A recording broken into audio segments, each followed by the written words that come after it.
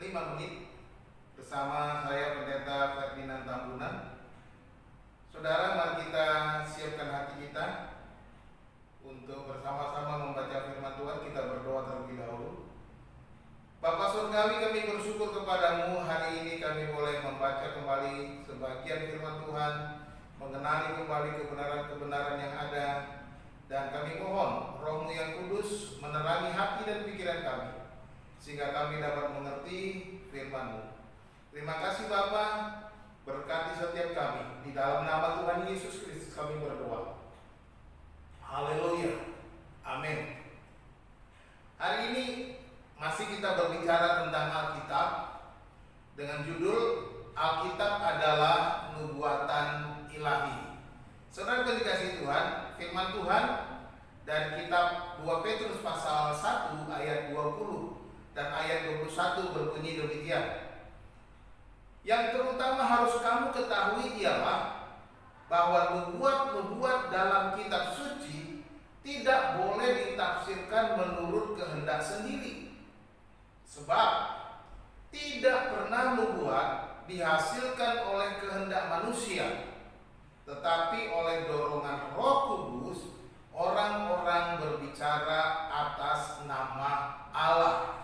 Saudara-saudara dikasih Tuhan, di sini kita membaca satu uraian atau nasihat dari Rasul Petrus mengingatkan gereja pada waktu itu, dan khususnya juga kepada kita sebagai orang percaya di masa kini, untuk menegaskan kembali bahwa segala tulisan-tulisan yang ada di dalam Alkitab itu adalah berasal dari Allah sendiri. Ada nubuat-nubuat yang di bawah kuasa dan pimpinan Roh Kudus, di mana dikatakan setiap orang itu berbicara didorong oleh Roh Kudus. Orang-orang berbicara atas nama Allah.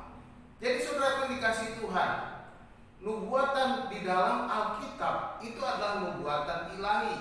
Artinya nubuat yang berasal dari Allah sendiri, bukan buatan atau rekayasa si penulis, rekayasa orang yang berbicara, tetapi Allah sendiri dengan perantaraan Roh Kudusnya mendorong setiap orang berbicara atas nama Allah sendiri. Orang-orang kudus milik Allah berbicara ketika mereka digerakkan oleh Roh Kudus. Apa yang disampaikan itu adalah nubuatan ilahi karena berasal dari dorongan Roh Kudus. Nah, saudara pun dikasih Tuhan. Jadi nubuatan itu adalah hal-hal yang akan terjadi. Apa yang akan terjadi di kemudian hari yang direncanakan oleh Allah sendiri, itulah nubuatan. Perjanjian Lama berisi nubuat tentang janji keselamatan sampai kepada masa kekekalan.